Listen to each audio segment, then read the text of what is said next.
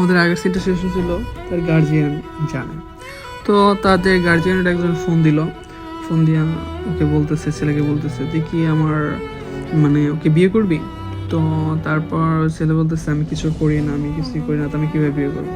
তা তখন আবার মানে যে গার্জিয়ান বলতেছে যে যখন বিয়ে করতে পারবি না তাহলে আর আমাদের মেয়ের সাথে কোনো যোগাযোগ বা কোনো কিছু রাখবে না। তো মানে ওই ছেলে কোনো কিছু বুঝতে পারে না এবং আমি বসে একটা কথা বলছো। তো এইভাবেই মানে ওই মেয়ের কাছে বললো। তারপর মেয়ে একটু রাগারাগি করে যে তুমি কেন বললো না, এটা করলাম না, সেটা করলাম না কেন। তো তারপর তাদের সাথে একটু রাগারাগি হয়, তারপর আবার রাগ ভাঙায়। তো রাগ ভাঙার এক পর্যায়ে মেয়ের মাকে ছেলে কনভিন্স করে আর কি ছেলেদের বাড়ি আনার পরে আর কি ছেলের মার সাথে কথা হয়। তো বলতেছে আপাতত এরকম থাকুক, আমাদের ওখানেও আমরা একটু সব গুছগাছ করে নিই, তারপরে আমরা ওদের বিয়েটা দিব বা কিছু দিব, এইভাবে কথা দিয়ে সবাইকে রাজি করাই নিই বা কিছু।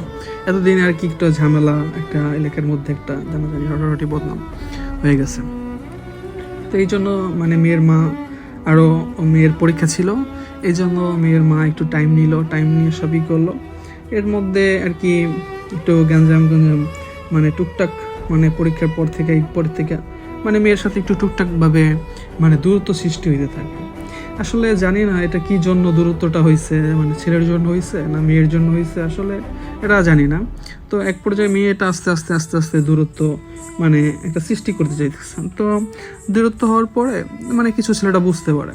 তো এখন মানে ছেলের গার্ডিয়ানও বলতেছে যে ঠিক আছে মানে করা মানে যেই মেয়ে ভালো না বা এটা সেটা। তখন তারা আর কি একটা অন্যভাবে ডিসিশন ছেলেটা নিল যে আমি তো ওটা চাইলে এইভাবে ভুলতে পারবো না, তো আমি একটা ডিসিশন নেই। তো তখন ছেলেটা করলো কি একটা রং ডিসিশন এবং রং একটা মেয়েকে চুজ করলো। তো রং মেয়েকে চুজ করে সে মানে ওই মেয়ের সাথে সম্পর্ক বলতে কি মানে এক দুদিন কথা বলেই আর কি এই মেয়েটাকে আর কি মানে এমনভাবে হয় যে মানে সিচুয়েশনে বিয়ে করতে বাধ্য হয়।